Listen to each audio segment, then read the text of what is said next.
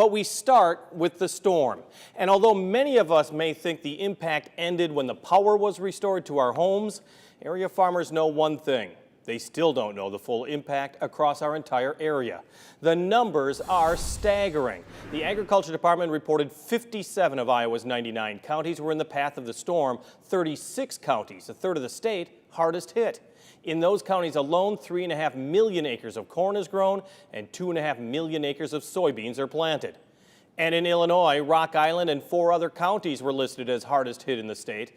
That's more than 800,000 acres of corn and more than 700,000 acres of soybeans. But it's not just the farm fields. It's also the farm silos like this one behind me in Clinton County, an area hardest hit in Iowa. And as News 8's Eleanor Tabone explains, the damage could greatly affect this year's harvest.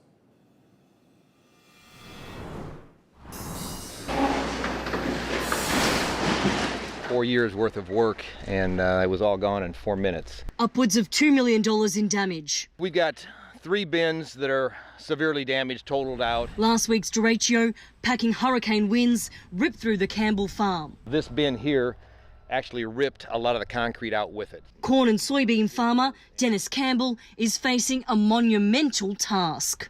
So we're going to have to remove all the concrete out as well, and that's going to go down into the ground 5-6 feet deep. And so we've got to bring excavators back in and dig this back out and start all over. An integral piece on the farm. Well, the most difficult piece that we're going to have to replace is the grain dryer. We're probably 45 days from harvest. Destroyed in the storm. We could dry about 2 semi-loads of grain every 60 minutes. This mangled metal you see behind me is all that's left of a grain bin similar to the size of the one still standing.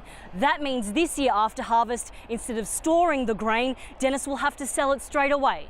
The corn too took a beating. Plants shredded, stunting their growth. We'll have a very long, interesting, challenging fall harvest. Dennis says his grain bins were empty when the storm hit. We're relatively thankful that all we have to do is clean up the metal. A disaster zone now. The 6th-generation farmer is counting his blessings. No one was injured. We can all step back and say this can all be rebuilt and replaced.